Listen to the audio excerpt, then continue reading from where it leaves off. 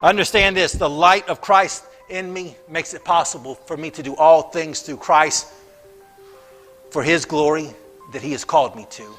It does not make it possible for me to just do my own thing, live my own dreams. It doesn't work that way.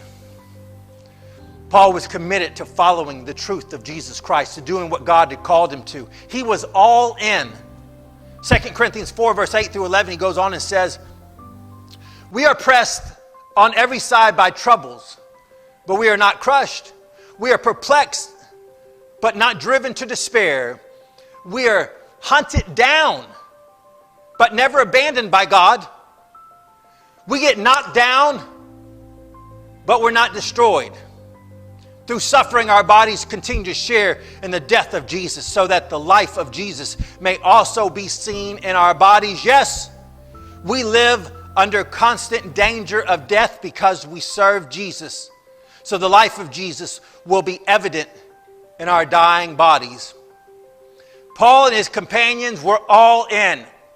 Whatever came, we're pressed on every side by troubles, but we're not crushed. I think I understand why the church in Corinth wanted the peddlers and the hucksters over Christ, right? Because if they showed up with some nice clothes and talked about how they could have their best life now, and if you believe hard enough, you won't have to suffer, and how God's going to always do good for you, and things are going to go smooth.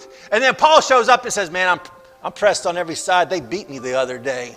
Man, they left me naked, and all who follow Christ are going to suffer troubles and heartaches." Like, which one do I want? Which one do you think the United States wants? All right?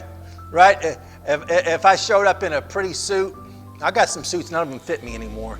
But if I showed up in a suit and I started making promises, and I didn't write a book about the church commissioned, and it was like the church blessed, live in the abundance, in the overflow. I bet I could pack them out here, huh? Right? That's what I said. And if I get some lights and smoke, and if I get Joey to bang his guitar against something every once in a while, man, right? We could really get something going. But man, what can we say to Jesus when we stand before His throne? I think I might have some trouble with that. This world is not my home, is it? I'm here for a short period, as you are. We got work to do. Paul goes on, 2 Corinthians 4, verse 12 through 13, he says, "So we live in the face of death, but this has resulted in eternal life for you. But we continue to preach because we have the same kind of faith the psalmist had when he said, 'I believed in God, so I spoke.'" Paul said, because we have this faith, I came here, I brought the gospel, and we faced death, hardship, persecution, but now you've got eternal life because of it. He says, "I believe, so I spoke." I tell you, we have to speak. We have to share our hope. That's why I ask you every week, share your hope. Let people know. Invite someone to church. Like I said, if you'll invite them, I'll tell them. What if they don't come? You've done your part. And then if you get crazy, go share the gospel. Share your testimony. Lay hands on them and pray for them.